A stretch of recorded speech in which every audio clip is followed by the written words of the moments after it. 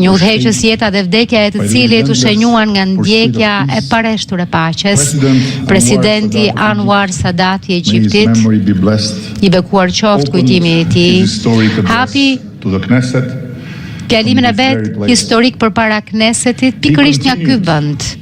Ai vazhdoi: paqe për ne të gjithë në tokat arabe dhe në Izrael, gjithashtu dhe në çdo cep të këtij globi të gjerë, kaq të rënduar nga konfliktet të përgjakshme, të coptuar nga kundërshti të mpreta e të kërcënuar her pas here nga luftra shkatërrimtare, të nisura nga njeriu për ta zgjësuar të ngjashmin e vet, sepse mes rënojave të atyre që ka ndërtuar njerëzimi dhe eshtrave të viktimave të tij nuk ka as fitues dhe as të mundur. I vetmi i mundur është njeriu, krijesa më sublime e Zotit. Fjalë të thëna në këtë çati, të dala nga zemra e një generali të rritur luftrash, i cili pasi bëri edhe luftën e tij, tronditi botën duke udhëhequr vendin e vet drejt një marrëveshjeje paqe me Izraelin.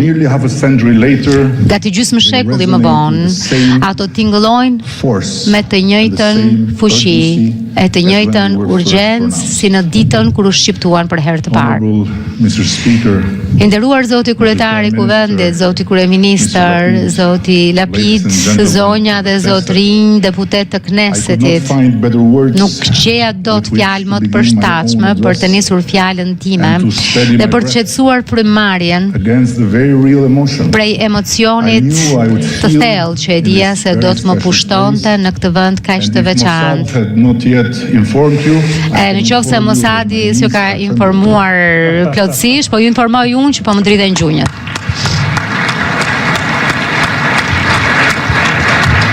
And there is another reason, my niece. Ka dhe një arsye tjetër që po më driten gjunjët.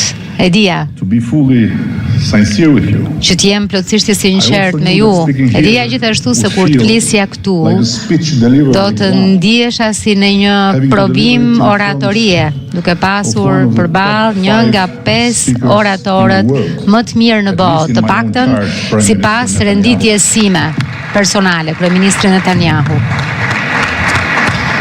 I'll do my best, dear Bibi. Do të bëj çmos i dashur Bibi, ti mbijetoj gjykimit tënd, plotësisht i vetëdijshëm se jam thjesht folsi i dytë në botë pas presidentit Trump, të cilit ti thjesht nuk mund t'i shmangesh pa e dëgjuar.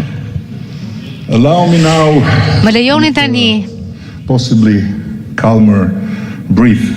Ndërsa frymarja është qetuar, ti shpreh presidentit të shtetit, ti shpreh kryetarit të këtij kuvendi vlerësimin tim më të lartë për praninë, domethënë se gjithashtu kryeministri dhe udhëheqësit të opozitës respektin tim më të thellë dhe falënderimet më të përzemërta për fjalët që ndan bujarisht për Shqipërinë dhe për mua. E kësaj dhome të shpreh mirënjohjen time më të thellë për mikpritjen që më bëri sot. Ju falemnderit të gjithëve. Nuk mund të jem më mirënjohës se kaq.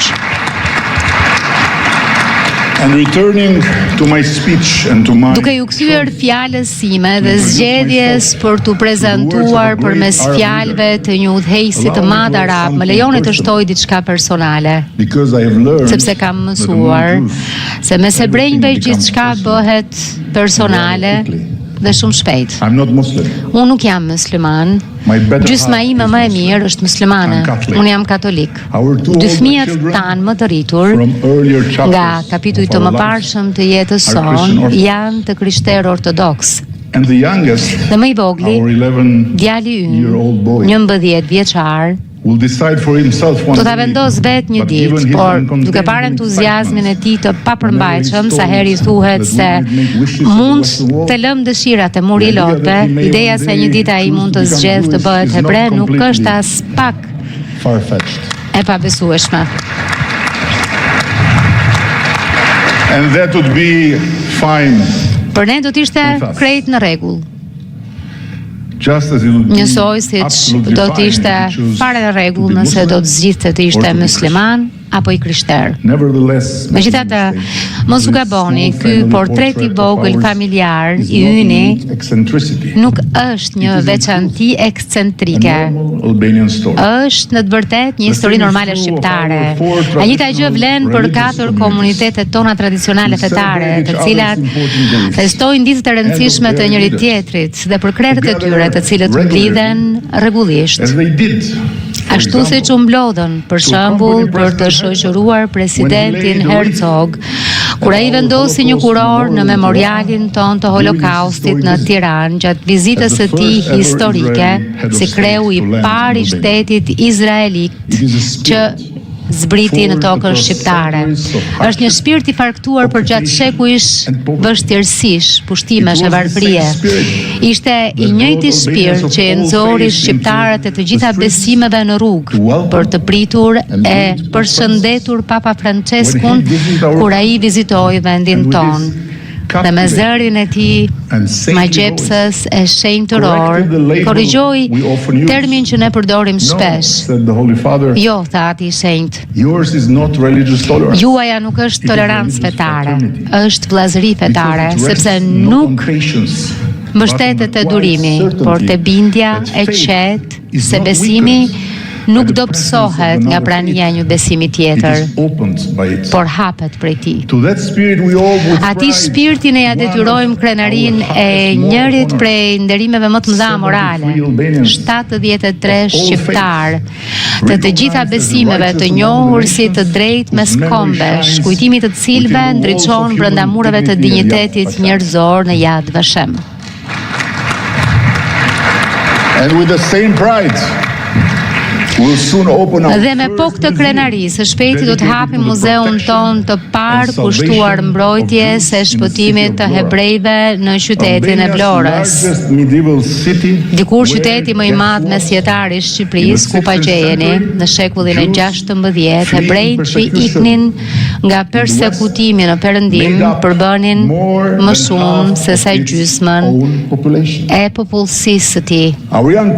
Të rinjt tanë dhe vizitorët e shumët që vijnë nga e gjithë bota të vizitojnë vendin tonë të bukur, ku numri i turistëve izraelit, me qëra fjala, vitin e kaluar u rrit shumë më shpejt se nga çdo vend tjetër, do të shohin atje me sytë e tyre e do të dëgjojnë me veshët e tyre se si Shqipëria e vogël ka qenë gjithmonë një stres sigurt për hebrejnë që shumë kohë më parë, e se si shqiptarët e zakonshëm e bën këtë vend shumë të vogël të vetmin vend në hartën e Europës që doli nga lufta e dytë botërore me më shumë hebrej se ç'kishte kur hyri në të.